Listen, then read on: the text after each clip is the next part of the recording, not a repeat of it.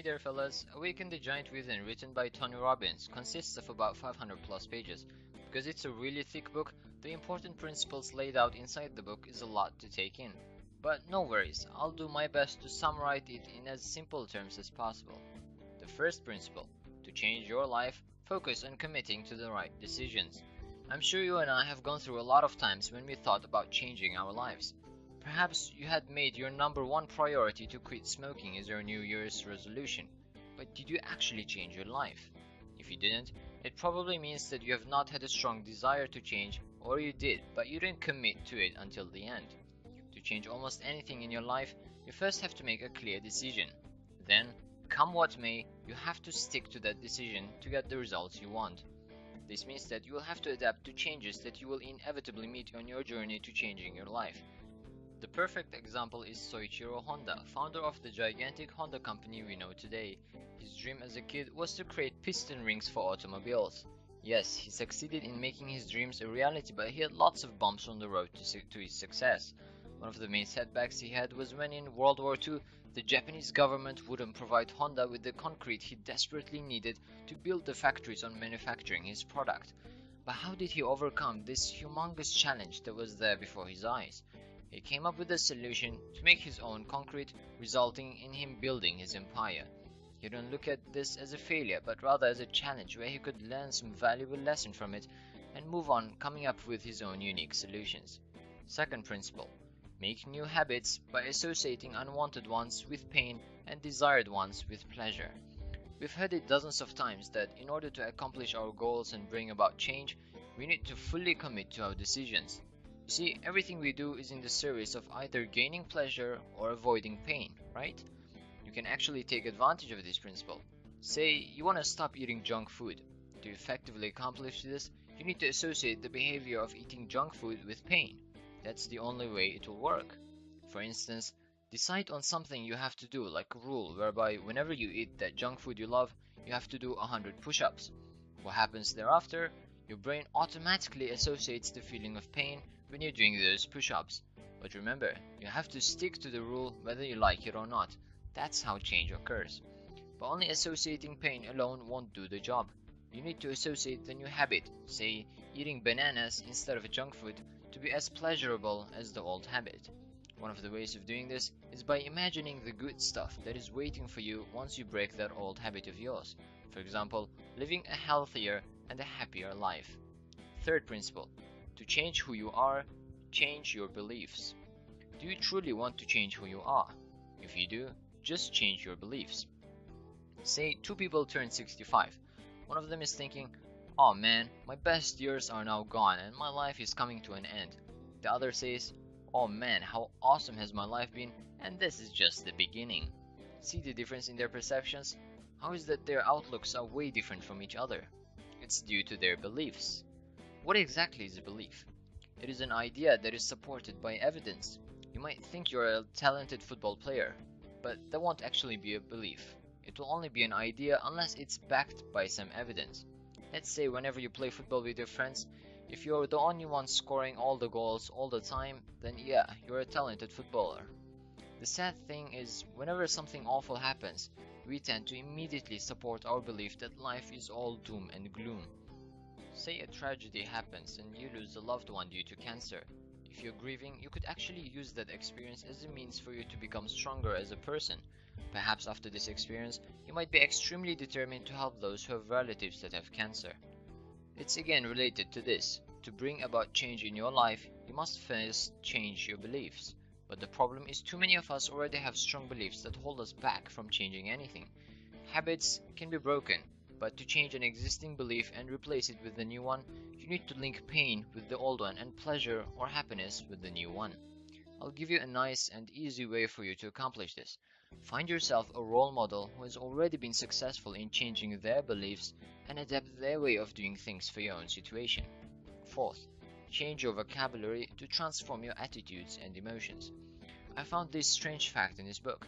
Did you know that the English language has approximately 3,000 words that describe positive emotions, but sadly, there are almost twice as many words for negative emotions compared to the positive emotions? Yep, this is indeed a fact. But what can we deduce from this fact?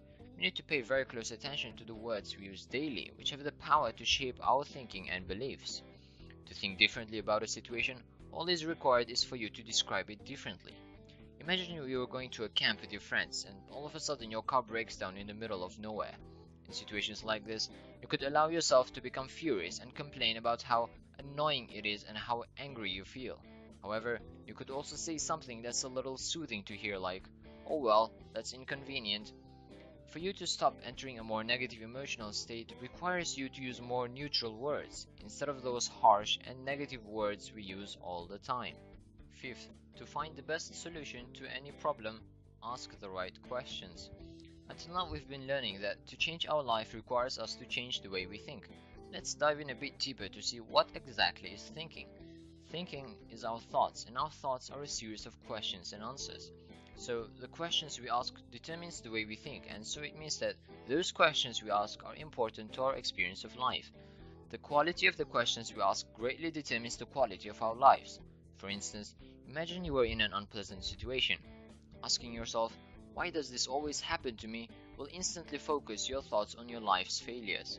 Then what happens? Your mood sinks by this negativity. So it's really important to ask yourself the right questions when facing problems. Of course, this is easier said than done, because whenever we feel overwhelmed in difficult situations, we ask the wrong questions like, "Why me when there are billions of people on this planet?" and then get discouraged by the answer. It's really helpful to ask yourself questions like, "What's good about this situation? What valuable lesson can I learn from this problem when facing adversity?"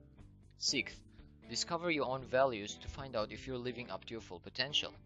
Are you fulfilled with the life you're living right now? If you aren't, and don't exactly know why that is, it could be that you're not living according to your beliefs. Say you're offered an exciting new opportunity in a different country. If you were to accept that offer, it would mean that you would have to move your life and your family thousands of miles away. But would you do that? If you're confused, it's probably because you're uncertain of your values. In order to decide what to do in these kind of situations, you need to find out whether personal growth is more important or financial security. The point being made here by Tony Robbins is this: make time to reflect on and list your most important values in order of priority and elaborate your reasons for including those values. Seventh, come up with life rules that make you happy and tell others about them. No doubt, we all have rules we abide by in our lives. Rules like, "I'll be happy once I start making 10k a month," play a huge role in determining both our actions and how we feel, since they decide what will and won't make us happy. Truth be told, such rules only limit our experience in life, at the same time the happiness we can achieve. Think about yourself for a moment. What do you need to make you happy? Do you need to win the lottery? Or own the latest Ferrari that's just come out? While you may think that these possessions might make you happy, these things are beyond your control. Not everyone's meant to be rich or be very successful, so focus on rules and establish your life around those rules you can control. For example, instead of applying the rule, "I'll feel great if only my husband would give me flowers every week," instead try to apply a rule that you have control over that makes you happy. Because almost all of our rules depend on other people's actions. You're likely to get disappointed and frustrated when things don't work out based on our rules. In fact, if you're upset with someone, it's because that person is unconsciously challenging your rules. Eighth, by understanding what's behind your emotions, you gain control over them. It's a fact that when you're less strict about your own rules, you'll be happier as a person, since you can decide what will make you happy. You can gain mastery over not only your happiness, but on your emotions as well. For example, you might be feeling angry about something. If you were to take a close look on your emotional problem and the cause of it, maybe the thing lying behind your anger is merely exhaustion and nothing more than that. So the moment you find out the root cause of your problem, try using transformational vocabulary. So instead of saying, "I feel really pissed," you could say, "I'm feeling a little droopy," which will immediately diminish any negative feelings you have right away. But this is the first step. The second step is to take immediate action to deal with the emotion and change or find a solution to whatever it is that's causing it. For instance, if you're feeling depressed, it might be because of loneliness. This might be because you haven't reached out to your friends for a long time. So what's the solution? Take action and hang out with them and see the change it brings into your life. You will be amazed at the result. And the last principle is, contribute to society to discover what you can accomplish as an individual.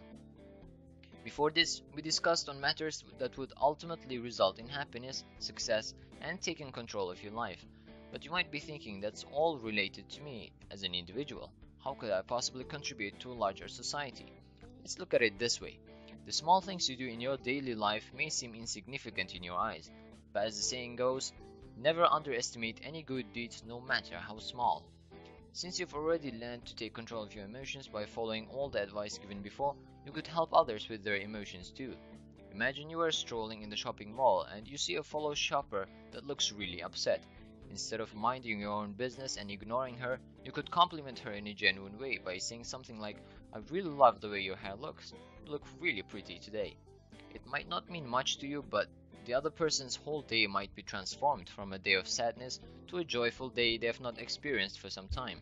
It's like a domino effect, where if you start smiling to people you meet, their moods will be lifted up and they can return back that favor to others as well, don't you think?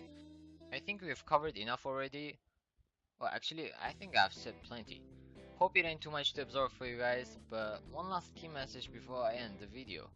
The key message Tony Robbins wanted to convey is, even small decision and change in your behavior can have a huge influence on how you live your own life, and on society in general.